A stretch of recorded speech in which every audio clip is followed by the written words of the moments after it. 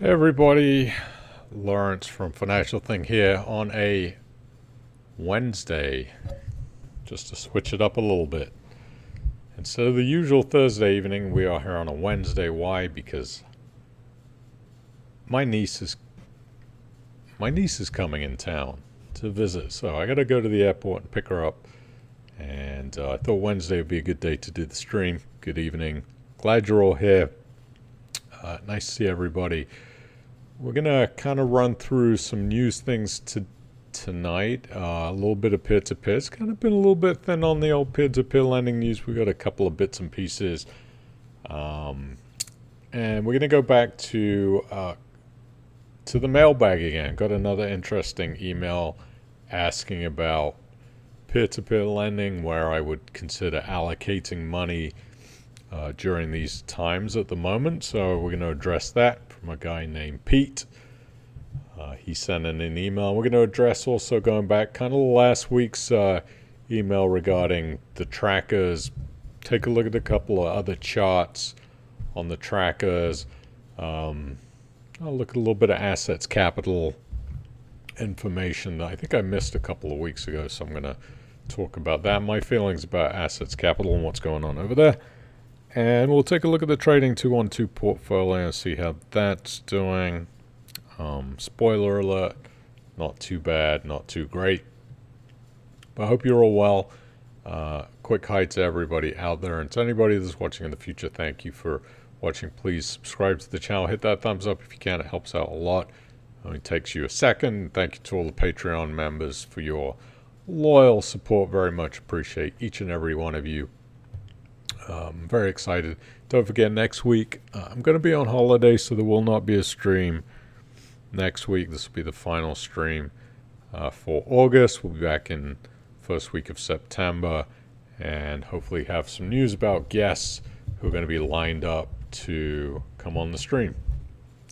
So anyway, let's get right into it, because I'm going to try to run through this quickly tonight.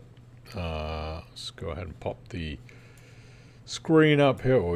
Oh, by the way, India landed a spacecraft on the moon today, so not peer-to-peer news, but I think it's interesting. Zopa has dipped their feet back into the peer-to-peer lending space after they just released their financials, which the financials have not been kind to Zopa, but it's a big business and they are trying to get back to, or trying to reach profitability. I don't know that they've ever been profitable, but Zopa has acquired back in March a £41 million loan portfolio from an investor in its former peer-to-peer lending business for a cash consideration of £38 million. A Zopa spokesperson added that the company has zero plans to issue new peer-to-peer loans to customers. For anybody that was getting excited about being able to reinvest in Zopa peer-to-peer lending, that is not going to happen, nor I doubt that will ever happen. Zopa has managed to narrow losses to £24 million in 2022, as that is supposedly their next step to the path on profitability. The firm's loan book now swelled 65% to under £2 billion, while customer deposits have more than trebled to 2.9 billion. So it seems like they're doing a pretty good job on the banking side and the lending side, but they just can't seem to make a profit. Interesting piece of the article down here. This was in the Evening Standard. Allowances for expected credit losses jumped more than 150%, from just over 50 million to 131 million pounds, as customers on squeezed income struggle to repay debt amidst rising interest rates. So definitely a barometer of what is going on in the economy in the UK.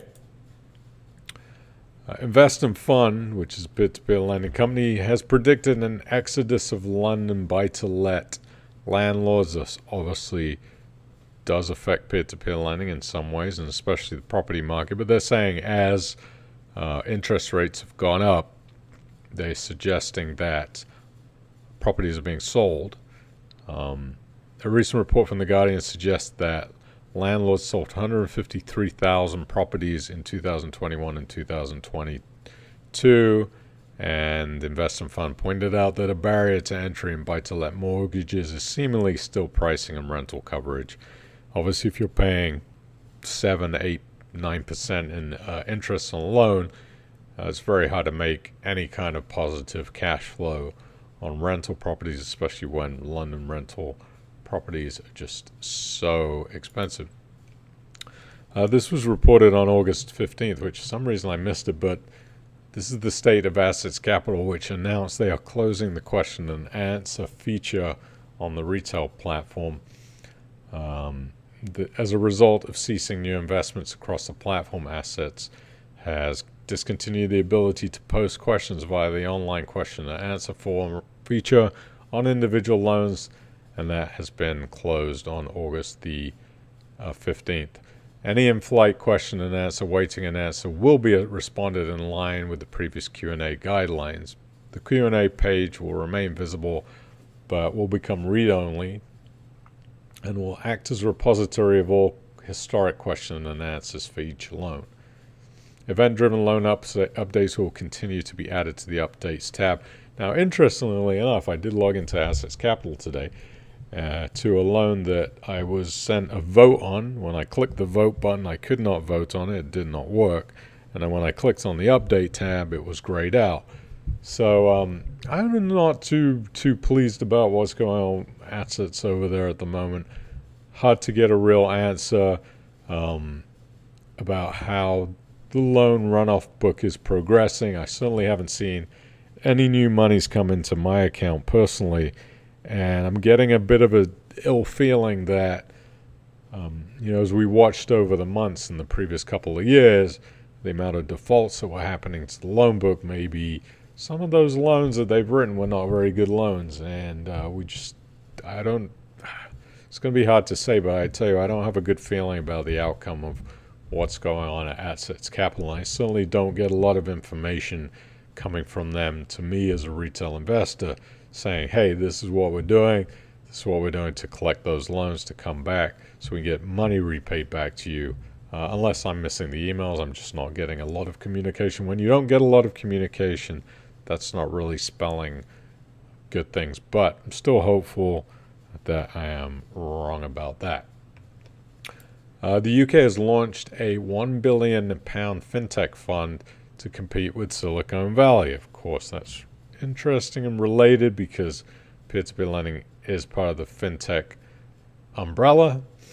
The fund is backed by MasterCard, Barclays, and the London Stock Exchange Group and aims to address the issue of fintech companies struggling to reach scale and pursue public listings. The UK has faced criticisms from some in the industry that it is posing barriers to its fintech entrepreneurs and forcing them to consider overseas listing. This is really, seems to be the wealthy Wall Street, London Stock Exchange people want more shares to be issued and more companies to go public, and they're using this fund to try to help some of these companies do that. This was a letter that I had from the mailbox from a guy named Peter. He says, hello, Loza mate. Some of these emails. I was having a shufty at peer-to-peer, and I'm willing to chuck 10k sterling at it. I don't want to make a bollocks of the whole thing and have it all go Pete Tong. You think he might be from London?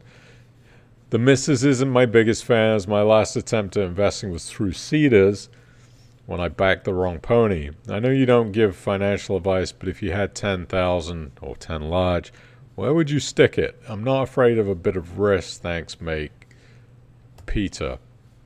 Well, Peter, real easy answer to that is just diversify. Sticking 10 grand into one P2P lending company is not a good idea because if you'd have put it into one of the ones that went south, you'd be pretty kicking yourself. So what I would recommend you do is maybe take anywhere from 3 to 5 companies that we talk a lot about on this stream and just split up your money, diversify it across those companies, and then in turn across loans, and then you'll have some kind of a diversification. Unfortunately, 10 grand nowadays, with the increases of some of the minimum investment limits that we have now, some of them being £1,000, some of them being £2,500, it makes it more difficult to get really well diversified. So what would I suggest? I think this is pretty easy.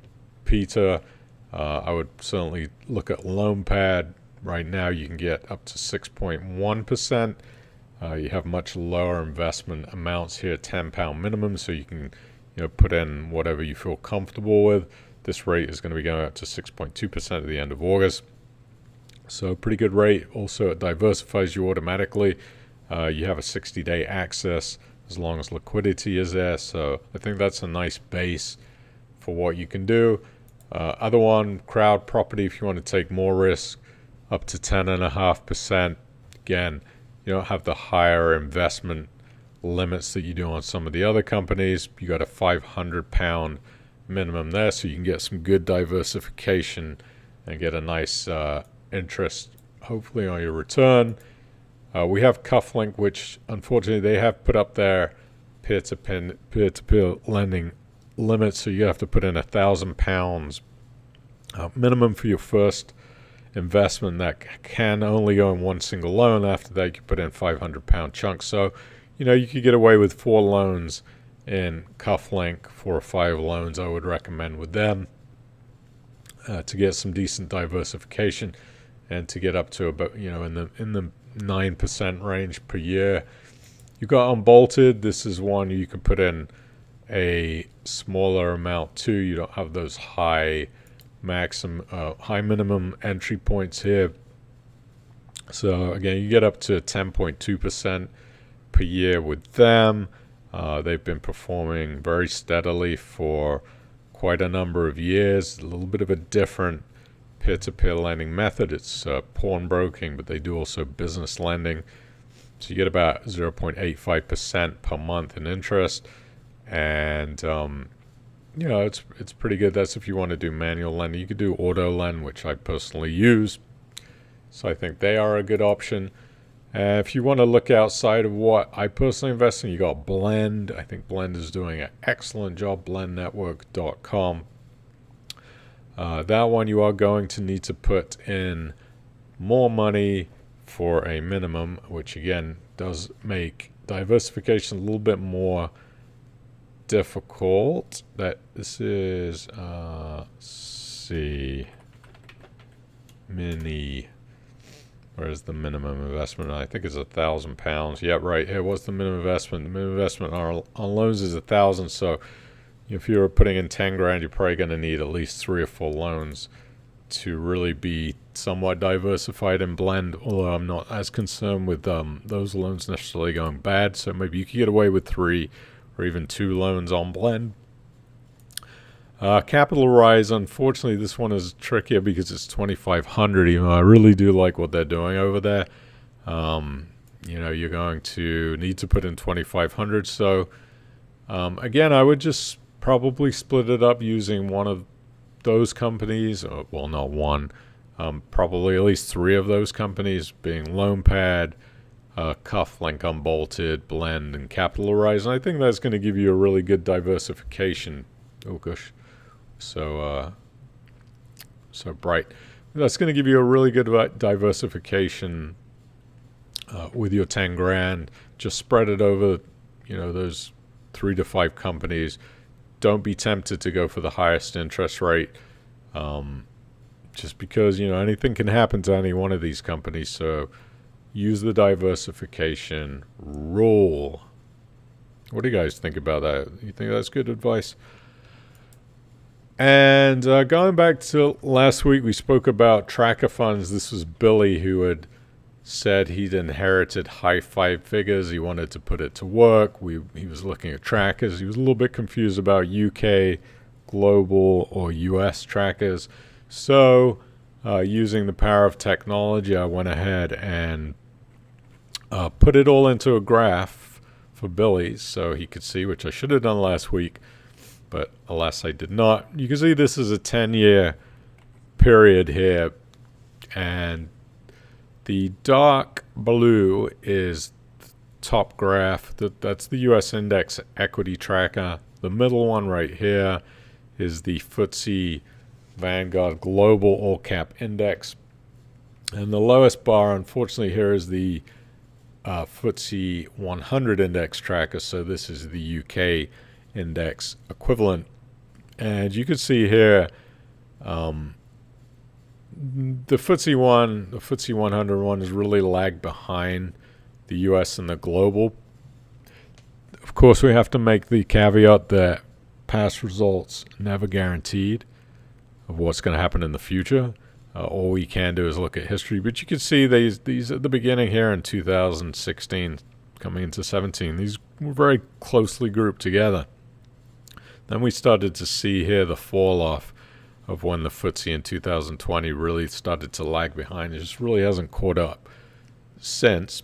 But I would say that a mix of even the global and the US wouldn't be bad. The global Vanguard index tracker has about 60% of US in it, so you really do get good coverage into the big US companies like Apple, Google, Microsoft, Tesla, the big tech companies, Facebook, oil, everything's in there. So I think that might not be a bad way to go. I personally always stuck with the US one just because of historical performance levels. Yeah, so that's what I would do, Billy. Again, you should do your own research. You can go to morningstar.co.uk and punch these in yourself. Vanguard US Equity Index, Vanguard FTSE 100 Index, and the Vanguard FTSE Global All Cap Index. If you don't want to use Vanguard, you can also use Fidelity. They offer pretty much the same products that tend to perform almost identically as the Vanguard one. But I think any of these two products, the US or the global, would suit you just fine. Peer-to-peer lending could replace bonds in investors' portfolios. Analysts from the European peer-to-peer lending platform RoboCash studied a number of portfolio combinations using the Sharpe ratio, which compares the risk of an investment with its risk. Pretty interesting. So you can see here that peer-to-peer, they consider the risk portfolio 4.86%, peer-to-peer bonds 24.4%, peer-to-peer deposits, ignore that, peer-to-peer and crypto 20.5% in risk.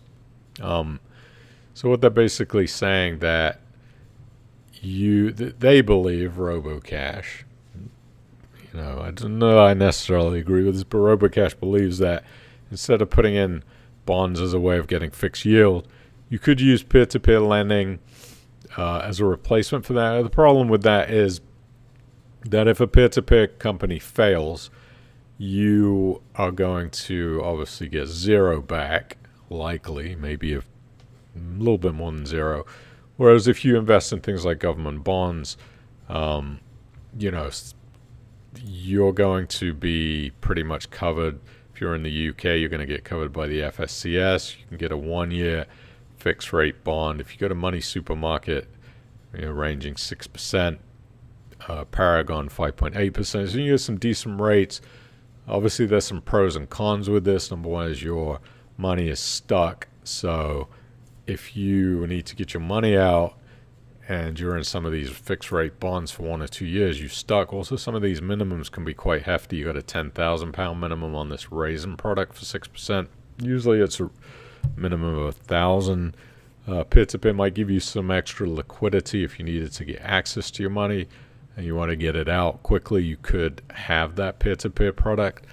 And also, once you get stuck in a fixed rate bond, knowing my luck, when I do it, the interest rates tend to go up after I put the money into one of these bonds. So with peer-to-peer lending, you can get the advantage, for instance, if you go with a company like Lonepad, that when those rates increase, you're going to get that benefit of that rate increase. You're not going to be locked into a product where the interest rate doesn't move. Same with some of the other peer-to-peer lending companies.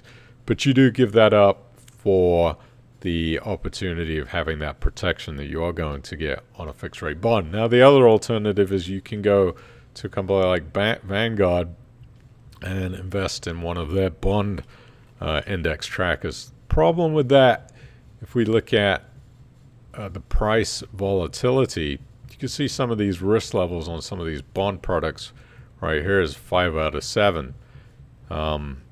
that is pretty scary. Even the UK bond index tracker, which is a passive, and this is 100% UK government bonds, risk level is 5 out of 7. I don't really understand why it's considered to be so risky. The only thing I can think of is because of these price fluctuations, right? You can see here that on an accumulation UK government bond index tracker through Vanguard, that you have a 52-week high of £147 and a 52-week low of £119. So you could see the last 18 months, this product has gone from a high of £176 all the way at its low point down to 120.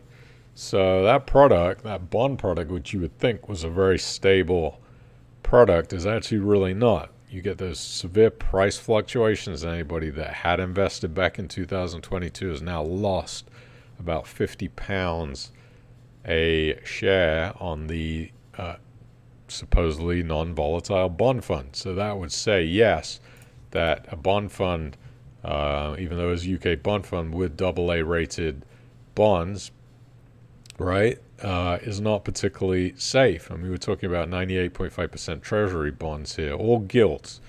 So and this is why I sold out and decided not to use these trackers about three years ago, because I thought, well, interest rates are very susceptible for going up. Some of these bonds are 25-year bonds, which means that that's not good for the price of this product, the NAV price. So, and then also with the distribution, look, you're only getting a 2% dividend on the accumulation, and then also on the income, you're only getting 2.07%. So your yield is worse, and then you got the fluctuation in the bond index price. So I just don't think these bond indexes right now are the way to go. Personally, I think you're better off just using savings accounts at the moment, where you can get 4.5% to 5% full liquidity, and then using peer-to-peer lending. If you were to invest your money across these different companies, you could probably average about 7%. If you want to take more risk, maybe 8 to 9%, and then possibly have some liquidity in some of the companies like Lonepad. Obviously, Easy Money has good liquidity. Unbolted, because the loans are paying back, they're shorter term loans, so your loans are getting paid back more quickly than some of the other property companies are. And then even Cufflink with its secondary market has better liquidity.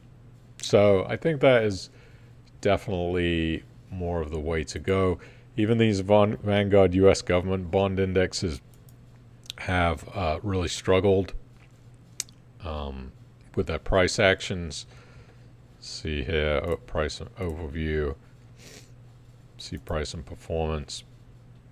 Not as bad. You can see 1 year, £104, 52-week high, £97 low. So it's been more stable than the UK bond fund, but I still see price action that has definitely moved up from its high of 122 or 113 down to 98. So that's a 13% loss again on the U.S. government bond fund, which Billy. Yeah, was it Billy? Billy.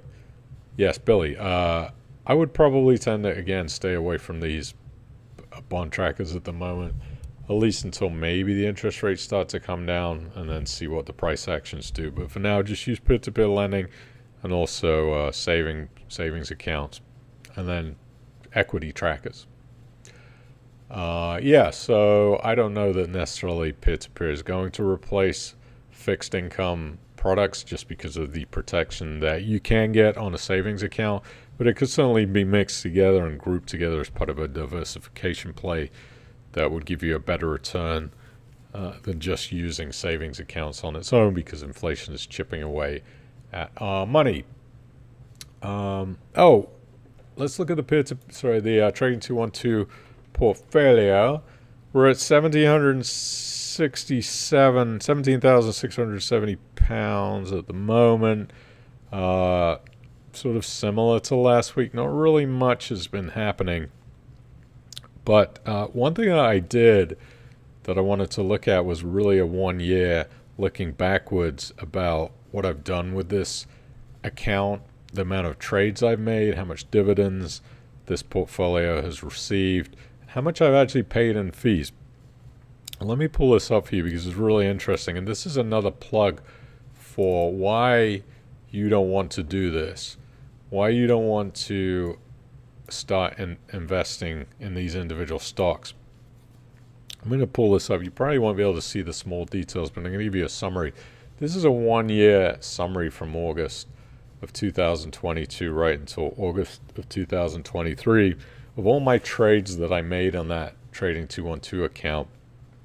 Okay, so I paid a grand total of £567 and 10p just in fees from FX trading. So that means that if I buy a product that's a US dollar product or a euro product, Trading 212 goes ahead and charges me a fee.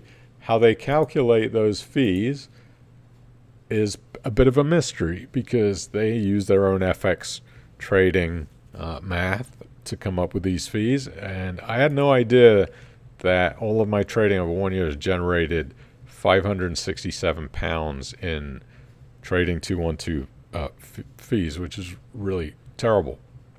What about trades? How many trades? 109 trades. And I didn't even think that I was trading that much. I really didn't. And this shows that I've done 109 trades. That's just 1 year. So if you can imagine 3 or 4 years, I probably paid a considerable amount in FX fees, and I've done way too many trades on this account, which has cost me. What about dividends? We did make some dividends on the Trading 212 account. So here, £713 and 20p in dividends. Sorry, £977 and 73p in dividend. Then we paid £264 and 53p in withholdings on tax. That would be anything US dollar or euros. So we netted out 713.2 on the dividends, which is actually, if you take it on an £18,000 portfolio, that is only 3.96%. So really all we did was cover the fees of trading and then made a little bit on top. Now, Trading 212 really advertises themselves as commission-free trading, but when you're buying stocks in different countries, because you're paying this FX fees, you have to be very careful about over trading. And this is the problem. This is why I say index trackers are just so much easier, because it stops you from doing stupid crap like that, which I've done on this account, and I've probably paid, God knows, $1,000, $1,500 more than that in FX trading fees, just from moving in and out of stocks, trying to nail things. So just be very careful when you're doing that. And honestly, I really think that it's better just to stick to trackers. You don't have to worry about all this trading stuff, and you don't have to feel crappy when this happens to you and you have a stock that goes down 35%, like Vermilion, or worse. You know, we've seen ones that have gone down 60-70%. So yes, pay attention to that. This was a interesting article, which is definitely sexist. An independent study of up to 2,000 people in the UK, Hong Kong, Taiwan, and Singapore from behavioral financial experts, Oxford Risk, Investec, Wealth Management, Investment, identified 4 common types of investors, and they have said that men tend to be more confident investors than women. The results found that over half, which 52% of men, are categorized in groups that tend to be high or very high on financial confidence, compared with 37% of women. Nearly 1 in 3 men fall in the group that tends to have the highest financial confidence, compared with less than a quarter of women at 24%. It's a very interesting study, because I don't know, studying 2,000 people doesn't really tell you the whole picture, right? And it is a bit of a sexist thing to say, well, women are not as confident investing as men. I just don't think you can generalize men and women in that way. But I do think financial education is probably something maybe men are more interested in than women. I know from my experience, my women friends have tended to be more on the, I'll just let the husband do it. I don't really have much interest in learning about stocks, or I just, shove stuff into my pension and don't really pay attention to what it's invested in. I've also met a lot of men that are like that too. They don't even understand what they are invested in. But I was a pretty eye-opening article, a little bit sexist, but there you go. Okay, and one other thing too. This popped up in my Trading 212 account recently. I think it was today actually. So Calera, which we have in the portfolio, which has been a real good stock to us, as you can see here, our 1-year price action, in the 160s is now 678. We paid $3.81 a share US dollar, so £3.21. We have to make a vote. And Calera, the reason why Calera's stock price rocketed is because they announced they were going to be taken over by this company Tata, which is an Indian company. I usually don't actually click on these voting things because I get lazy. Sometimes I just miss them. But this one, it said, you have a part in deciding what happens to Calera. So this vote is a for and against vote about the merger. So number 1, to approve and adopt the agreement plan of merger dated as of June 28th. So this is when they started talking about this merger between Tata Communications and the company of Calera. So we have to decide whether we're for or against it. The board of directors are for it. So I'm going to just go ahead and vote on this live. The second one, to approve an advisory non-binding basis, the compensation may become payable to Calera's named executive officers. So they want to get paid from the merger. I don't really care whether they do or not, so we'll give them a 4. And then to approve the adjournment of the special meeting to a later date or dates if necessary. This is all again about the merger, so I'm going to vote for. Hopefully this will go through. Look at that, it didn't work. But anyway, I'll have to redo that. But yes, we voted, and Calera is probably going to get taken over by Tata for, I think, a stock price of mid-7s. So that's going to be a good investment when that happens. The only thing, that would derail the stock prices if that merger does not go through. I could see this thing sinking back down into the $1 range, which is why I took some profit on the stock. It is a bit of a risk, but everything in life is a risk. And if you're going to dabble in these small cap stocks, that is the risk that you take. So there we go. Anyway, that's going to about do it for today. Hope you enjoyed the stream. I'm going to head off to the airport and go pick up the niece. I'll be back. Let's see. You look at the calendar. Put it on your calendars.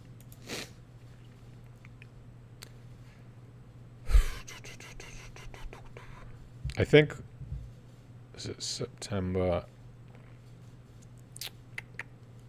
I think, put it on your calendars. We'll probably be back on September the 8th because on September the 7th, which is a Thursday again, I got to take my niece back to the airport. So likely be here on the Friday instead of September 7th. So put it on your calendars. Come back. Join me. Thank you so much to everybody for tuning in live. Appreciate you. I'll have a quick look at the comments. Hi to Peter Vince, Paul Bagworth, John Day, Stephen Hale, Dave Dawson, George Batchelor, Aki Chap, Patty is here, John Day, all the regulars. Great to see you. Post office offering 4.7% for immediate one-day access. Yeah, I think that's a good rate. How can you be mad about that?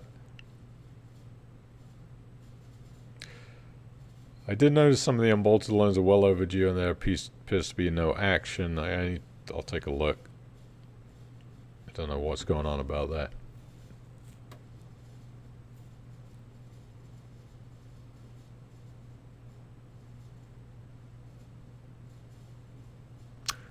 WH, have I had any dealings with Source Capital? No, I have not. I don't know anything about them. Maybe somebody else in the stream has. But anyway, I'm going to get out of here. Have a wonderful weekend, everybody. Enjoy the rest of the lovely British summer. And if you haven't seen it, watch Jeremy Clarkson's Farm. I've been watching that. It's a very good show. Shows a lot about the British weather and the farming. I don't know why I threw that in there, because it's, I guess, weather related. But I will see you likely next Friday, September the 8th. I'll send you out an email. I'll send out a notification in the Facebook group. And hopefully have some news about when we're going to have the next guest on the stream. So thanks again to everybody. Take care. Have a wonderful evening. And that is all I have for you. Take care. Bye-bye.